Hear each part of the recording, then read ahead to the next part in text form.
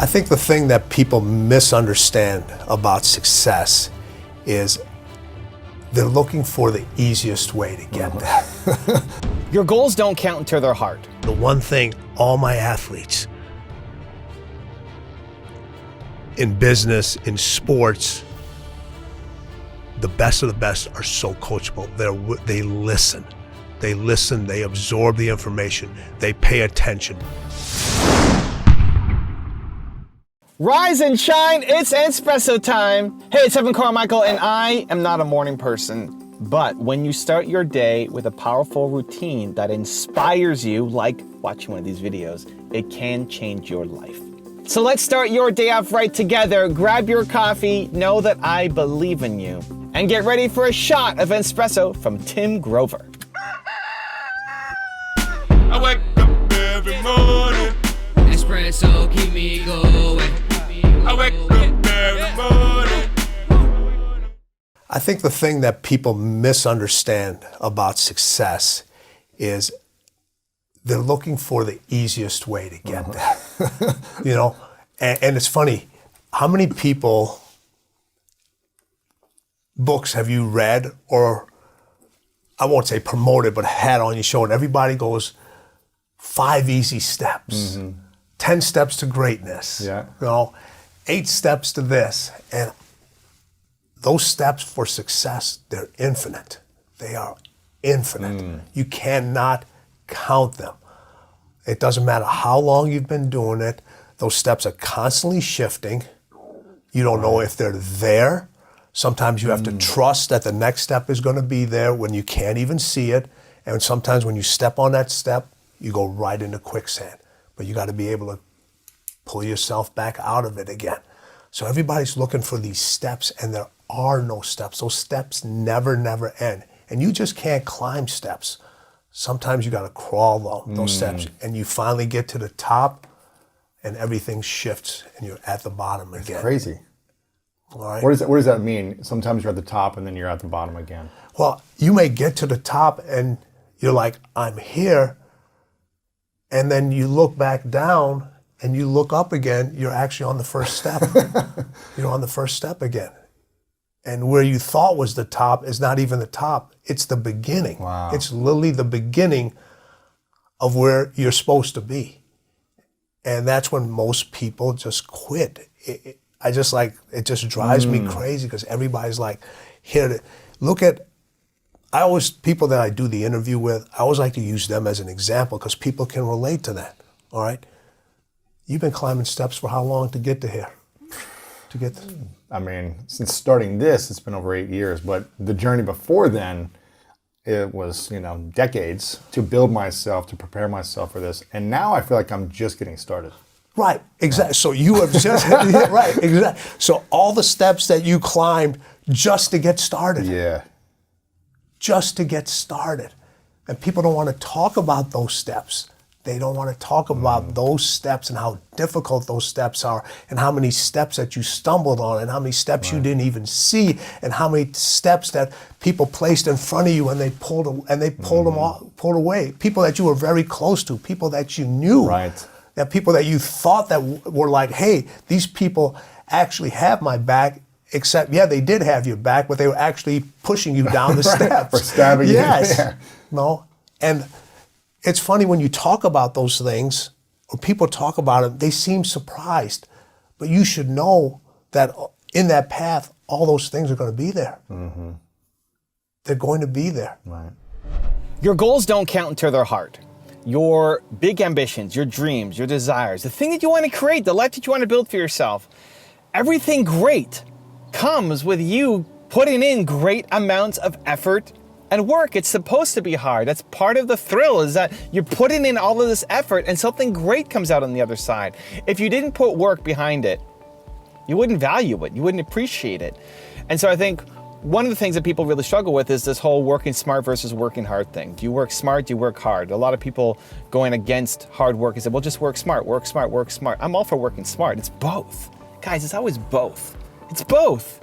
You have to work smart, of course, and you have to work hard. Hard work alone is not enough. There's plenty of people who work incredibly hard and never come anywhere close to reaching their goals. Plenty of people. But just working smart alone, that's not enough either. Hard work is your ticket in. Hard work, staying consistent, doing the thing is your ticket to the game. Once you're inside the game, now you gotta work smart. It's always that combination of both. And so I don't think your goals count until they're hard, until they're difficult. Making videos, for me, it's still difficult.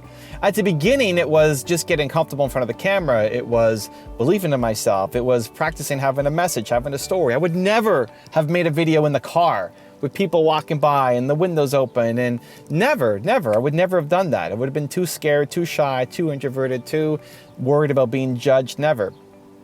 So it was hard at the beginning, but it's still hard now because YouTube evolves, YouTube changes, there's new algorithms.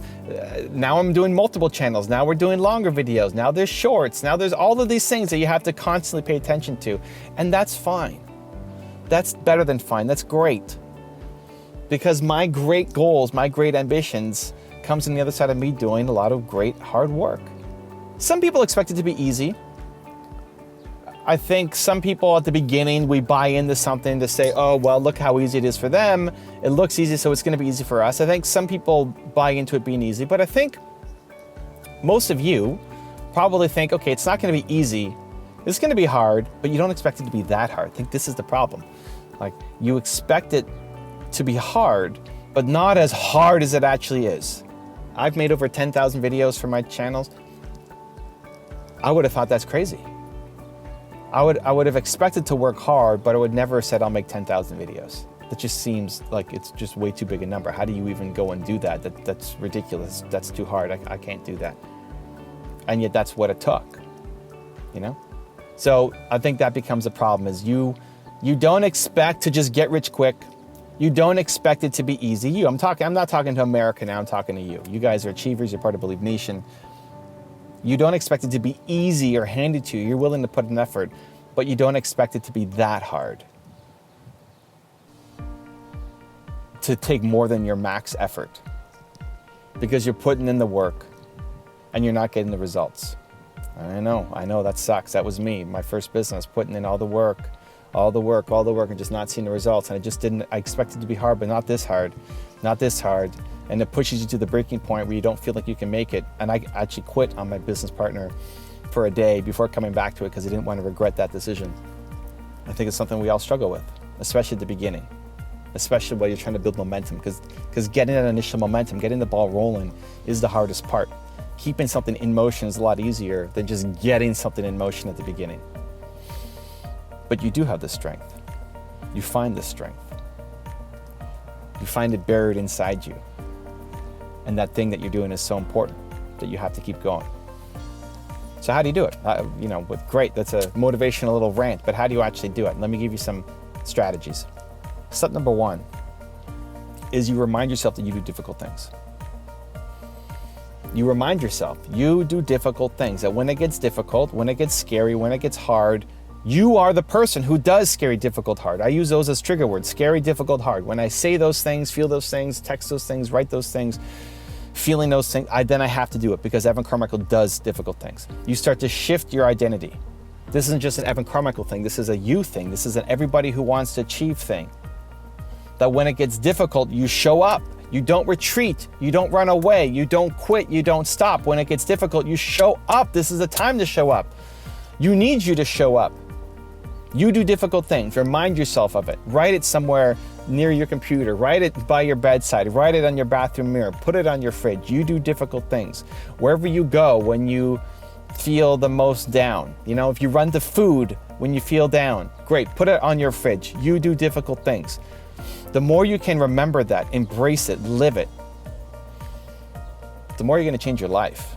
Because when you are at your lowest point and you need that little boost just to remind yourself of who you are, what you're made of, so you don't allow those negative situations to spiral out of control, that one setback leads to a day, a week, a month of lack of productivity. You can't allow that to happen. Setbacks will happen. You cannot control that.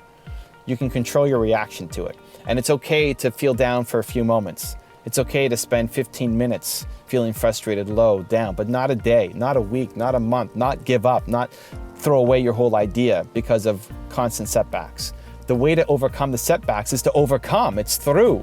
It's more continuous, harder and smarter work, not to run away, to feel sorry for yourself, to bury yourself in Netflix, to dream of a vacation, right? It's to actually go through and do the difficult things. So step number 1 is you do difficult things. Remind yourself of it. 2 is project your life forward. The thing that really saved me when I quit on my business partner was I would remember myself, I would imagine myself being an old man at 40. I'm 41 now. Being an old man and it's over and life is finished at 40. And I don't want to regret my life. I don't want to regret this decision. I don't want to quit on this now. I know I'm going to regret and look back on my life and say, I wish I did more. I wish I tried more. I wish I pushed harder. I wish I just gave it one more day, one more week, one more month. Maybe that would have my break. And I did. I mean, that's what happened. I quit on my business partner, came back the next day, and a couple weeks later I had my first deal for $13,500, which was life-changing for me at the time. And then, you know, I don't know, a year and a half later, sold the business, got acquired. It's crazy how fast it happened. And I would have looked back regretting that. So imagine you've already quit on some ideas that if you just stuck with, would have been successful by now. Ideas that you had 3-5 years ago, maybe even last year, that you just stopped. It had tons of potential and you just stopped. You got discouraged, you gave up, you quit. That if you just kept going, 3 years is not that long a time. You've had ideas for a bunch of years. If you just kept going on it, you'd be somewhere by now, right? You'd be way further ahead. It would have turned into something, but you quit on it. The point of that isn't to beat yourself up. The point is to use that as fuel going forward to say, okay, the ideas that you have right now, maybe it's still the same idea from 3 years ago. The ideas that you've got right now have potential, can be something. And then if you don't continue on, if you don't keep showing up, if you don't keep showing up, throwing down, there you go, you're going to regret it. You will regret this. You will regret quitting right now. You will regret throwing in the towel. You'll regret it. So remind yourself of it. Jeff Bezos calls it the regret minimization framework, which is basically just try to live your life with as few regrets as possible. So ask yourself, will you regret this? Will you regret not playing hard? You not showing up today, in 40 years, will you regret it? And then step number 3 is to constantly be in the environment of the things that empower you, that inspire you. It's why I make these videos. It's why I have groups like Movement Makers. Be around the things, the people, the environment that lift you up, that make you want to go do those difficult things, that make you want to show up. When you're motivated, full of energy, on fire, it's easy to show up, right? It's easy to show up. It's easy to go and do your thing. It's easy to feel like everything is possible and you're full of hope and like, yes, it's easy to go and do it. What do you do in the days when you feel low, when all the doubts and insecurities creep in, when you don't feel like it's possible, where someone like you can't make it? Who were you to think you could do this? This is crazy. You're not getting results. Like those moments that you live in the self-doubt and insecurity and the fear that just eat away, that just suck up productivity. All that time you spent thinking about how crappy you are could be used to actually building a better life and business for yourself. Just wasted time and effort. So what do you do in those moments? You have to be in the environment that pulls you back in, that reminds you of who you are and what you want to create and what your potential is, that makes you actually feel like you have Michael Jordan level genius at something. So whether that's these videos, and I'm honored to be a part of your daily routine, whether that's my other videos, whether that's my books or other people's books and videos and podcasts, etc., whether it's a natural community like Movement Makers that you can join or somebody else's community, you can't do this alone. You can't do this by yourself. You can't stay stuck in this environment because the people around you right now are not pushing you to be better, are not showing you a path to your great life. They're not. And there's probably lots of lovely, amazing humans around you. Amazing. Yes, great. You're the one filling them up. Who's doing that for you? You have to be around the environment that encourages you and pushes you forward when you and the world around you is telling you to stop, to quit, to give up. Do those 3 things. Your life will change. Now I've got a really special bonus clip that I think you're gonna enjoy, but before that, it's time for the question of the day. I wanna know, what was your single biggest takeaway from this video and your plan of action for the next week? The science says that when you just watch a video, you get motivated, you get inspired, you have a 35% chance of following through on your goals. 35%, that's not enough. That's not enough just to get motivated. Believe Nation, we're here, you're here. Today matters, you're an action taker. When you commit to a plan of action, of when and how you're gonna follow through. When you write it down, you have a 91% chance of following through. And when you commit publicly to somebody else, it jumps to 95% chance. From 30-something% to 95% chance of you following through. Believe Nation, we need to make this happen. So question of the day, your single biggest takeaway from this video and your plan of action specific for the next week. Put it down in the comments below and I'm gonna show on screen sometime next week to celebrate you. Also, if you want to have more self-confidence and self-belief, the science says it can take up to 254 days of consecutive action for the habit to stick. And that's what I want for you. So I've designed a custom free program where I'm going to send you an unlisted video for the next 254 days to shift your confidence and belief forward.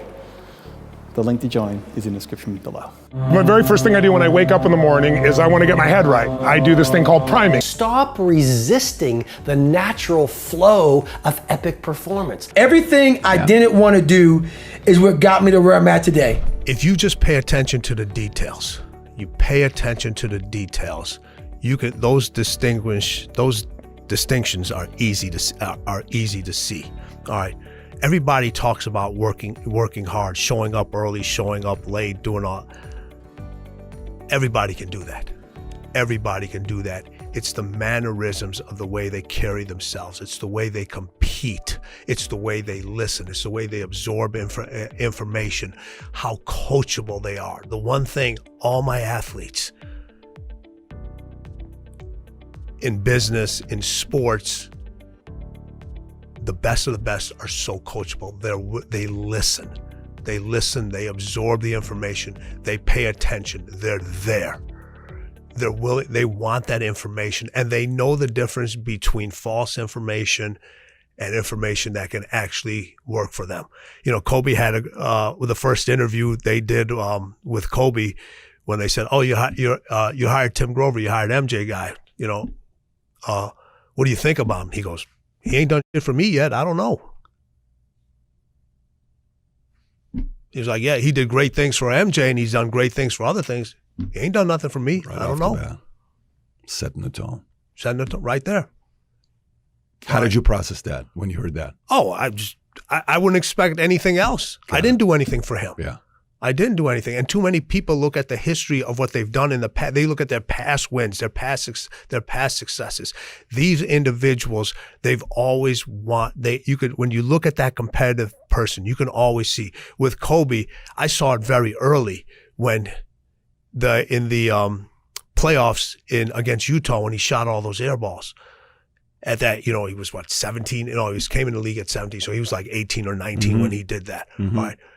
For most individuals, that would have just totally killed their confidence. How did he come back? How did he handle it? Did he run from the adversity? Did he run from the media? What did he do? No, he came back and owned what he did and says, "I'm coming back. I'm coming back for more. I'm coming back for more." For MJ, it was just never forgetting that he got cut from the varsity team when he tried out as a sophomore. When's the best time for the truth? All the time. It's the best time for the truth, all the time.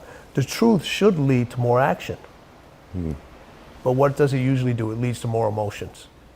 So wow, when you give somebody, that's really true. So when you tell somebody the truth, so what's the first thing? Anybody in a relationship, you go in a relationship with business, personal, whatever it is, the first thing they always ask me, honesty. Honesty is the most important. Until you're honest. Well, you know what? In the book Relentless, we talk about the don't think concept. Your skills are so finely good at what you do, whether it's trading, making business decisions, playing basketball, that you know if you do fail at something, it's just this little stumbling block. The next time you're going to succeed because you've done it over and over again, not only physically, but your mental preparation. The thing that makes individuals really, really special who are that great is they're always looking for that competitive edge. So it's Interesting to see how a champion in sports, how it relates to a champion in business. It's the same mindset. It's about winning the battles, continuing to improve, learning new ways to stay ahead of the game. Clarity is what gives you the idea of success, being able to close those deals. When you can see and you can think and you can react with a clear mind, and you take your emotions out of it, you're in that zone. Getting the deal is just a byproduct, and the minute you get the deal, you're already thinking about what's next. When you want to excel at something, what must you have? Did I just hear somebody say passion in the audience? You know what passion is? Passion is an emotion. It's an emotion without an action. Passion will get you nowhere. Inner drive will get you nowhere unless you act on it. You have to act on your passion. You have to act on your inner drive. Don't let those feelings stay inside of you. You got to know what to do with them. You got to know how to make them work in order to get what you want. Knowing that you're the best at what you do and you've done all your homework to get to that point. Relentless is about trusting your instincts, but the only way you can trust your instincts is if you've done your homework and your skill is so finely tuned at whatever you do. People in sports, you have the role players and they're trying to step out and be superstars. And I always tell them, I said, you got to think about winning first. All right. If the team wins, you'll get paid. If the team doesn't win, you will not get paid. All right. The bottom line is the end result. Just like when you guys close a deal, not only do you win, everybody underneath you who helps you close the deal, the company, it all ties in together. Decide, commit, act, succeed, repeat. The one thing that all the greats have in common is they sweat the small stuff. They pay very, very close attention to every detail. Michael used to sweat the details so much in his basketball game that it carried on into his personal life. The suit had to match the car he was driving that particular day. But what those details allowed him to do was to put him in the zone to be the best basketball player on that given night. The dark side is something that's in everybody, but it's a situation that you have to control the dark side. If it controls you, that's when things start to go real, real bad. That's when you have a tendency to go to what I call the other side. But if you harness the fuel that's from that dark side, whether it's anger, whether it's fear, and turn that into positive fuel, it'll help you really succeed at whatever you're trying to do. A great leader knows how to push buttons, how to push the buttons of different people. I totally disagree with that philosophy 100%. All right. I don't want to have somebody to have that much control over me where they're pushing my buttons. As a great leader, okay, what I do with my clients is I pull their buttons. And then I teach them in certain situations to know when to push their own buttons. Well, you have to keep yourself focused on whatever your ultimate goal is. There's stumbling blocks all the way. People get laid off, you have a bad game, you get traded from a team that you don't want to be with. But if your goal and your focus remains the same, that, hey, this is going to happen, and I know I have the skills and I have the knowledge and I have the instincts to dig myself out of this hole, you will dig yourself out of the hole. You have to control the situation. Don't let the situation control you. We talk about coolers, we talk about closers, and we talk about cleaners. Cleaner is going to get you that end result over and over again. They are so well prepared and their instincts are so sharp, they already know what to do. If there's a person that's producing exceptionally, there's a reason behind it. It's the process, the constant challenge to get there again and again and again is what drives these individuals. Everyone talks about we want to be legendary. You want to be iconic. Don't settle for legendary. When I started studying, everyone says, oh, you're going to be a gym teacher. I said, no. I said, I'm going to work with professional athletes. I knew what I wanted to do. I said, I'm going to work with professional athletes. So that was the goal I set in my mind, and I just said, hey, that's going to take a place in my head. That's the only thing that I want to do, and I got to figure out a way to get there. So I studied and learned my craft better than anybody else. Did I start with the professional athletes? No. After I graduated, I went to work in a local health club. Really, I knew everything from a book standpoint, but still, you got to know how to apply it. Okay, so I, worked with anybody I could. These are not pros. These aren't pros. I'm talking about housewives. I'm talking about individuals that just want to get in shape. People that have had injuries from different sports, kids, anybody.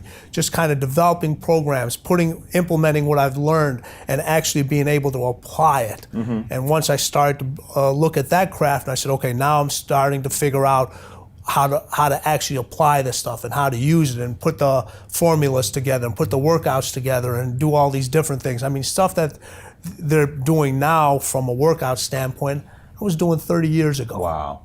So none of the stuff is new to you? Some of the stuff is new, is different. I stay on top of it. Right. All right, I got to continue to learn, continue to be better myself so I can better my athletes, better my craft. Mm-hmm. But it's just a different way of doing the same thing. Right now there's a lot more resources, a lot more education, a lot more testing available. Back then you kind of had to just figure it out. A lot of individuals now, okay, especially in this generation, not only from a training standpoint, but from a knowledge standpoint, they're jumping from one thing to another. Yeah. They're using this trainer this week, they're using another trainer next week, they're using this person as a mentor on YouTube, then they're using this person over here, okay, and they're getting all this conflicting information, okay? You gotta master what you're going to master, okay? You have to figure it out. Too many people are jumping from place to place to place. Michael, Kobe, all these individuals, they mastered one aspect of the game. When they mastered that aspect of the game, then they move to another aspect of the game. When people become successful, okay, they always say, I don't do that anymore. Well, what do you mean you don't do that anymore? You should do that and then some. Right? What do you mean you don't do that anymore? The most successful people know and can do it all. All right? Can do it all. Okay, Michael, you know what? When he played, he would go around, pick up the towels in the gym after practice, put the basketballs. Really? Put the basketball. Michael Jordan. Michael Jordan. Okay. Kobe did the same thing. Put the basketballs away. All right. Do whatever's supposed to do. He practiced, got his own game gear together. Now people have these stylists and so forth. They put their clothes together. Yeah. Michael put his own stuff together. Right? It's just like handled his own tickets. Kobe did the same thing. So it's just like, hey, just because I'm now the superstar, all right, I still have to do the things that got me there because it reminds me of what I did and what it took to get to this level. Everyone's going to hit adversity. Yep. Okay? Everyone's going to hit adversity. It's how you deal with that adversity. And the key word is you, not letting somebody else deal with that adversity. You have to deal with that adversity. And how you deal with it. Are you going to fight through it, or are you going to curl up and just roll over into the corner? Is going to pretty much determine how the rest of your development from a mental standpoint is going to carry you. People talk about this. People talk about this all the time. Losing builds character. Okay, well, how much character do you need? Seriously, all right. You want to keep losing. Hey, listen, I'd rather have a person win who has a little bit of character, okay, who's a little nuts, and a person that loses all the time and has got great character. At some point, you got to start winning. You can't always look for other people to help you. Other people got their own problems. They got their own shit they got to deal with. They're trying to achieve their own goals. They are willing to assist, but after a while, okay, if you constantly looking for assistance, constantly looking for help, it's on you. Your failure and your success is on you. Dealing in sports, you have a lot of people in business, they're successful for themselves. Yeah. Okay. Or the team, they put up great numbers, but the team never wins. Boy, all right. True. In business, when the owner or the CEO, when he wins, if he's a cleaner, everybody in that business, from the top person all the way down to the last person, they all win. Oh, wow. When sports, If you bring out the best out of all your teammates. You elevate not only your teammates, you elevate the equipment manager, you elevate the equipment manager, the staff, the people you have no idea, the people that handle the tickets. Everybody's game is elevated because they have to, because the cleaner's not going to come down to your level. You got to come up to theirs. So when you're choosing somebody, when you choose somebody to listen to, and you choose somebody to learn from, and you choose a business partner, you choose a client, they got to be as crazy and they got to be as f***ed up as you are. That's how you get success. That's how you know you're going to be able to push that individual. That's how you know that relationship is going to last. You know, people talk about in business or think, oh, you got to find a balance. You got to find that person. You know, if you're one way, you got to find a person that's the other way. No, that's pulling you away from how you want to do things and how. If you're intense, the next person I want is to be as super intense. Now, those people around you, they got to be smarter than you are. Right. You don't want to surround yourself with people that, if you're the smartest person in the room, you need to get more people in the room. Sure. Okay. You should not walk into the room and ever be the smartest person in there. Okay. The people around you have to be much smarter, or at least in certain things. You may have an expertise in one thing, but that other individual better have an expertise that's beyond yours in something else. Okay. But from a mind standpoint, you know, MJ was just as f***ed up as I was. Kobe is just as f***ed up as I was from being the best. Okay, I wanted to be the best at what I do. They wanted to be the best at what they do.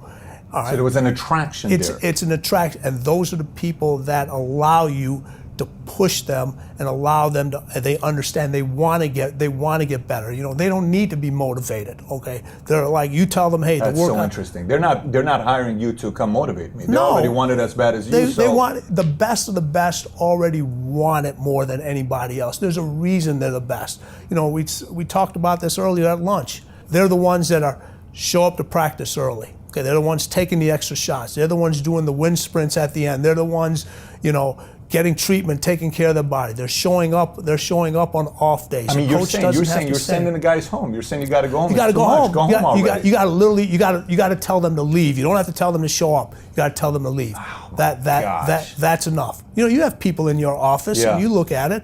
You know, how many employees do you have now? We got 4,200 agents. 4,200 agents.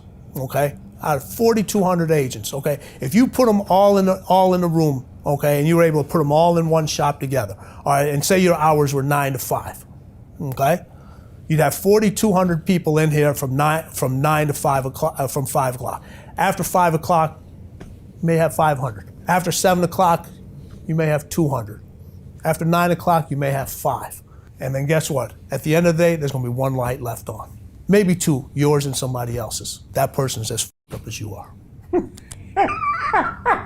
Okay. But you can count on that individual. I love that. You can count on that individual. So we're both workout guys. We like to go to the we like to go to the gym. All right. How many times have you seen people in the gym? They spend more time on their playlist, taking pictures, doing stuff instead of getting their workout done. So true. It's just like, you know. And here's the thing. All right.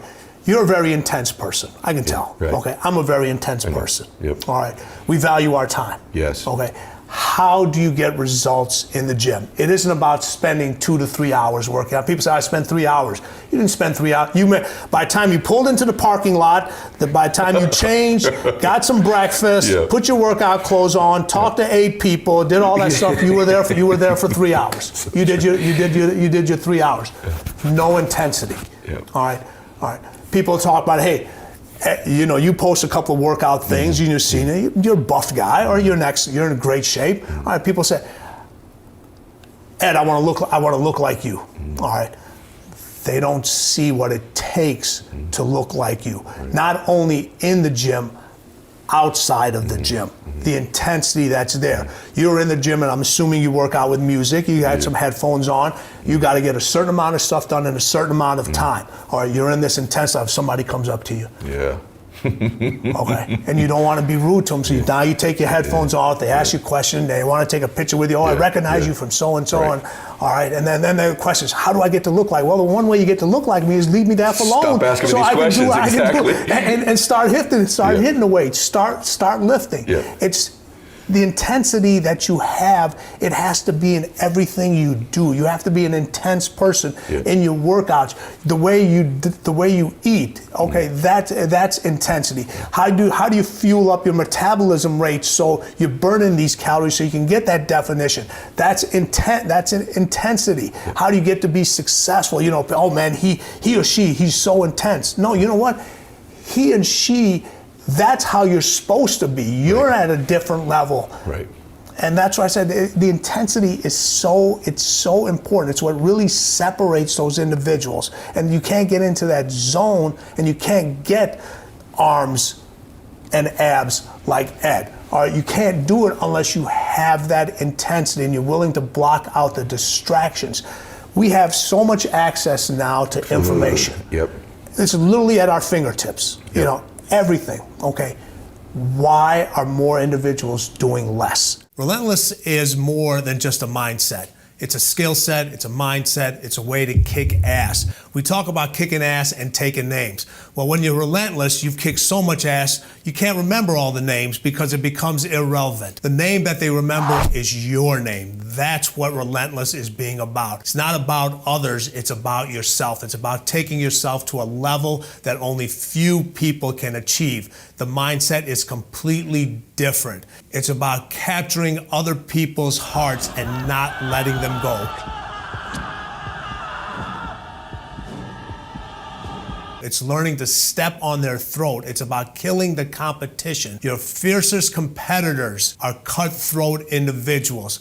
All they want to do is win, and they want to win over and over again. It's not just a one-time thing. Success is repeated many, many times. You can have a skill set to do a lot of things. Okay, you can train, you can read a manual, you can do all these different things, but a skill set only works if you have that mindset. Everyone talks about, I got passion, I got inner drive. You know what passion and inner drive is? It's absolutely nothing unless there's an action, a relentless action that follows it. And if you have that relentless action that follows your passion, that follows that inner drive you have, then you get that end result. How many times have you watched sports and they said, the person's thinking too much?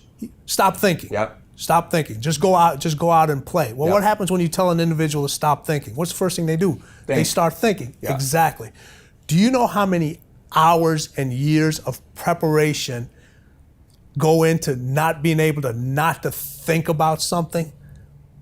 Okay. It takes years and years and years of doing the same thing over and over and over again. Okay. To learn how not to think. Not to think. Wow. To be able to take a reaction and turn it into a reflex.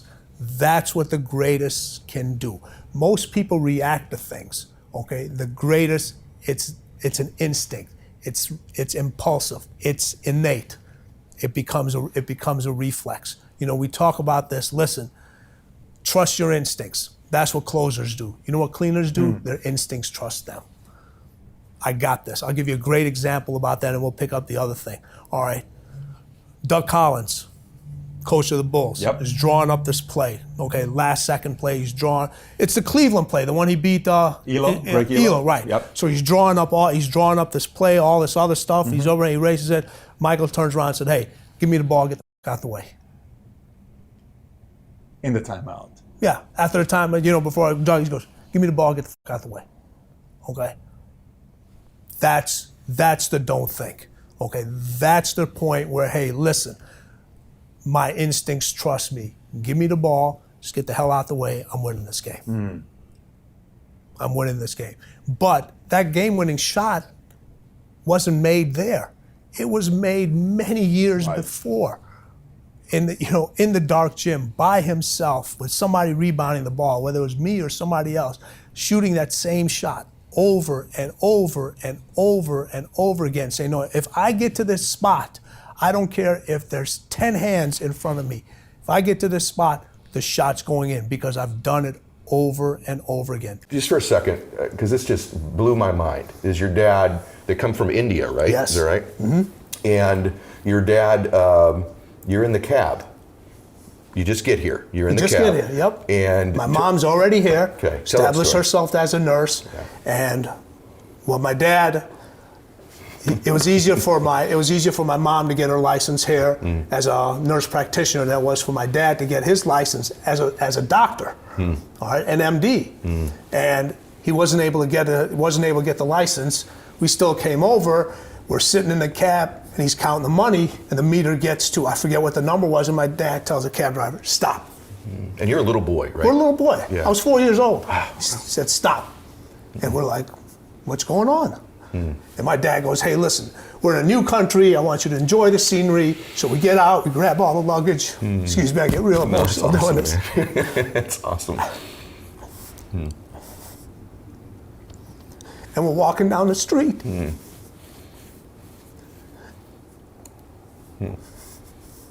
That's awesome, brother. You got it.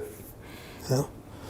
We're walking down the street with his luggage, and he's showing us the different scenery and so forth. Never knew he didn't have any more money in his pocket. Wow. Amazing.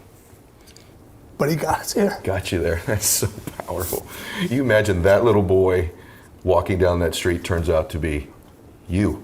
Isn't that amazing? Yeah, Your it is. dad sowing those seeds into you. And there's moments like that that define you, as long as you remember them. They can define you both ways. You can look at it and say, you know what? You can use that as an excuse. My dad came to this country, he didn't have any money, he never gave me anything, he never did this, and people do that. Or you can look at it and say, he gave us everything. Winning is not about the trophy and the accolades. It's about the grind. It's about the obstacles. It's about the challenges. It's about the pain that you endure along the way for that 30 seconds of being able to either stand on a platform, be acknowledged by individuals that are close to you. But when that happens, your mind has to immediately shift back, because now you felt and tasted something that you could only get through winning. Are you willing to do it again? Winning is in all of us. We all want to win. But the path people take to get to winning, everybody wants the end result, and they want to feel the sugar and the confetti and all that other stuff. But what you have to endure to win, no one wants to talk about. And that's what really winning is about, because you spend more time enduring it and being in and not in a good place. And I wanted to bring it out and say, hey, no matter what you do in life, where you're at, this is what winning takes. And it's in all of us. It's in all of us. You find wins every single day. Do you think anyone can become a winner? Winning is in all of us. That's what I would say. Listen, and we have wins every single moment. Yeah. And those are the steps that get us a little closer to what we want. We have every minute you have an opportunity to win. You really do. But with everything that's went on in the world in this past year, people forgot how to win. People don't even know what a win looks like anymore. Right. What does it look like? Yeah, people don't even know, like, and so many times a win just comes by because there's a constant change, there's a constant shift. And now with the paradigm of the way everything is being handled now, you have to look at things completely different. Everybody's waiting for normal. A win doesn't look like what it used to look like anymore. Right. All right. What does it look like now? What does it look like now? For each individual, it's different. For each individual, it's different. For a lot of individuals, it's just like getting out of that routine that you were stuck in for so long. And did the pandemic allow you to take, you know what? Yeah, I was in a routine, but the routine wasn't getting me anywhere. I was in a routine of comfort. And the pandemic put a lot of people in a routine that was very uncomfortable, that they weren't used to. But it was a necessity. It was needed. You know, people always wish for this time during this thing that happened, I want to spend more time with my family. And now they have it. Now you have it. Okay? Schools aren't doing a good job with educating my kids. Now you're homeschooling. All right. I'd love to work from the house. Now you're doing it. Now you're doing it. Now you have all these things going on that you wished you had, as you thought were wins, and for some people they were. And for others, you're just like, no, these are not wins. I do a lot of Zoom stuff at home, and I got a cat, and I got a very lively dog, and you'll see the cat run right across the screen. Fortunately, I don't have little kids in the house anymore, but trying to work and have them in the background, asking for school help, or they're on their bandwidth, trying to study in their school stuff, and winning became a distraction. It became a distraction, and people were trying to balance all these different things and forgot, hey, this is what my win is. That you need to recognize what that win is now. And during the pandemic, it's not getting back to normal. It's getting beyond normal, figuring out what your next win is, how to place it, and how to continue to move forward on that win. Yeah. Because it's easy to talk about the setbacks because so many people can relate to that. That gave us a nice little comfort thing. Everybody can use the pandemic as an excuse. Yeah. All right. And then you have other people that thrive during that time. They're like, I got to find out a new way to win. I got to find out like a real new way to win. And you had some people that really won big during that time. Absolutely. They stepped up. They stepped up, yes. They stepped up, they saw the steps, and it was like, okay, are these steps stable? Are they unstable? It doesn't matter. Right. I got to climb them. Life and winning is a bunch of sprints within a marathon. That's a fact. Yeah. A bunch of sprints within a marathon. And you can't see the end line. Like in a marathon, you know where the end line is.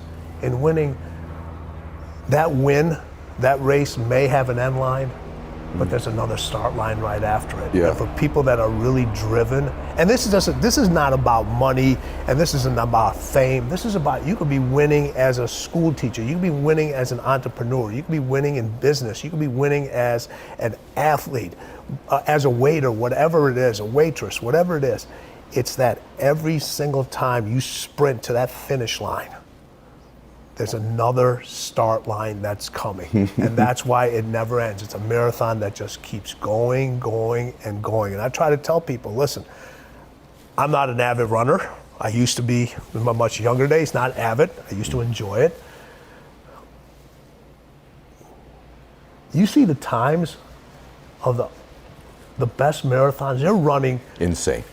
They're basically sprinting. They're sprinting. Everyone looks at the physical condition. Are you mentally prepared to sprint every single day? Are you mentally prepared to sprint every single day? And for how long? Because somebody else is sprinting. You don't want them to get what should be your win ends up being somebody else's win. The reason I know so much about winning is because I've had to deal with so much losing. That's interesting. What do you mean by that? Everybody wants to win, but in order to know how to win, you got to know how to lose. Because you're going to lose more than you're going to win. But every time you lose, what do you gain from it? So every time I've lost, people say, you got to jump right back up. Get back right on your feet again. And I disagree with that. After you lose, or when you get knocked down, stay down there for a minute. Understand why you lost. What were the reasons? Why are you down here? Why did you lose? Why did you get knocked down?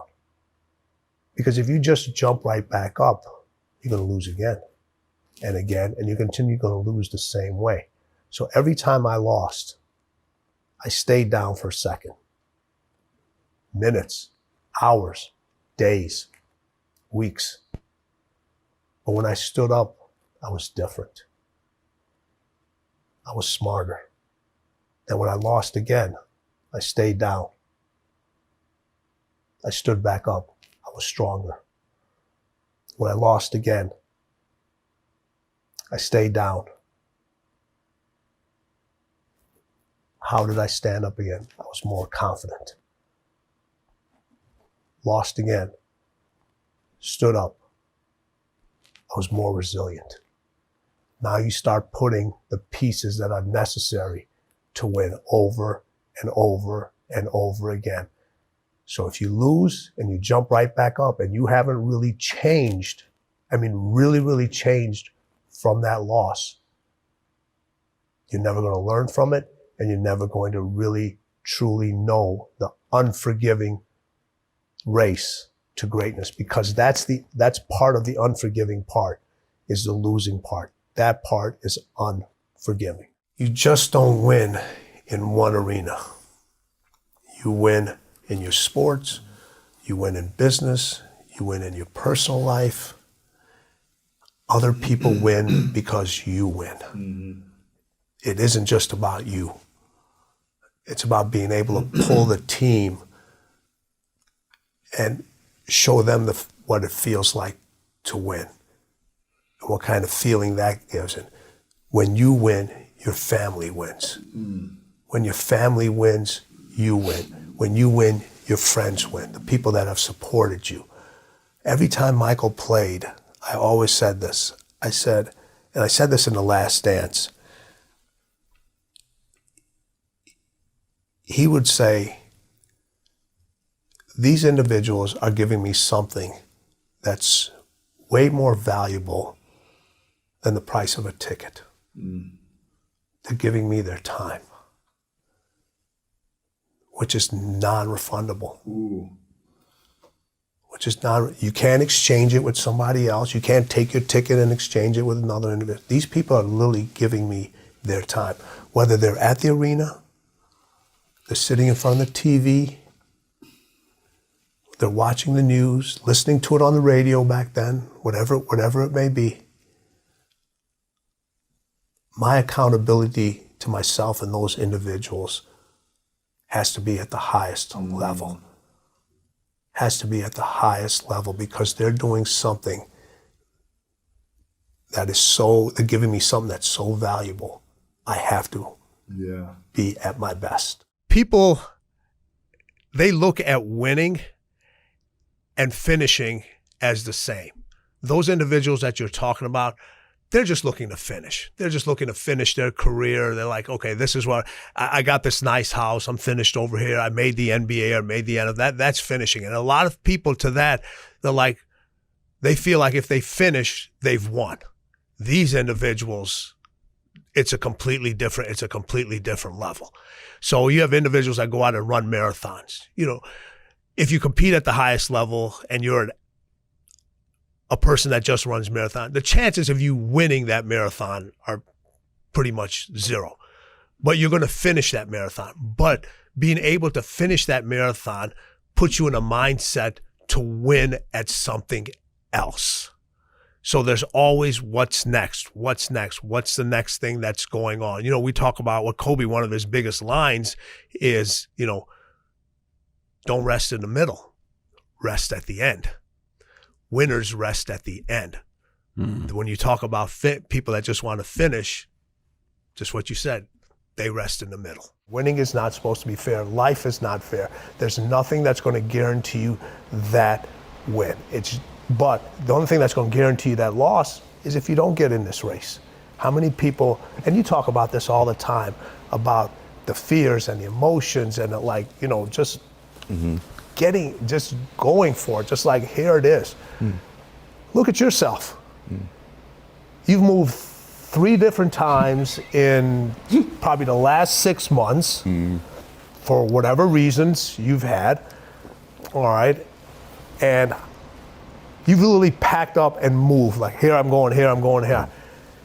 You got people that won't move themselves out of a chair. You've literally moved families, lives, right? And there's literally a fear behind every single one of those, but there's no doubt. So what they're seeing, when they look in the mirror, they're just trying to see what's on the surface. But winning and losing wants to know what's inside of you. It wants to know what makes you tick. It wants to know what your desires are. It wants to know what your ego is. It wants to know what your limitations are. It wants to know what your mindset is. It wants to know everything about you, because winning does not lie. When you look in the mirror, you can lie and see what's on the surface. You cannot lie what's going on inside. And that's what people are not willing to see. The lies that are truly going on inside of them that are not allowing them to win over and over, or sometimes even win once. You have to look. Winning requires you to go so far deep inside yourself. It's way beyond the surface. It's way beyond internal. It's going to a place that a lot of people haven't visited in a long, long time, because they're afraid to visit that person, because when they visit that person, they don't know who that person is anymore. In the book, Kobe said, he said, winning is everything. It's everything. All right? And you sit here and if you talk to Mike, whatever Kobe would say, Mike would have to one-up him.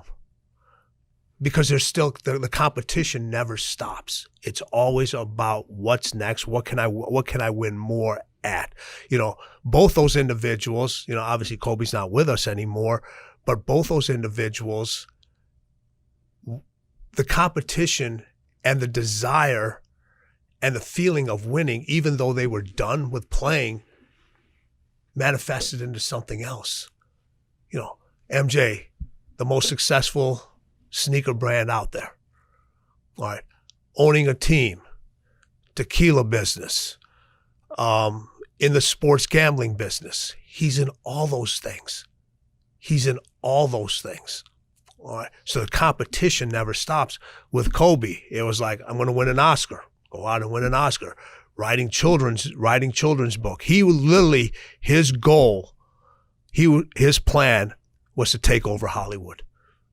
He was like, I owned LA on the basketball court, and now I want to own LA. He wanted to take, that was his winning thing.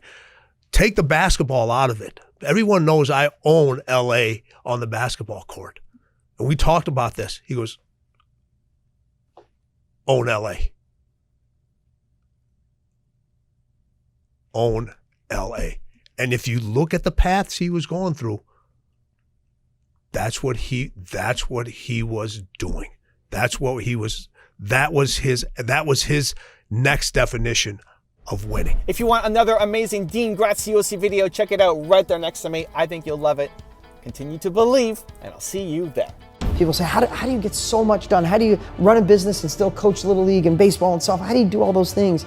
It's because of just simple success habits. You are what you consistently do.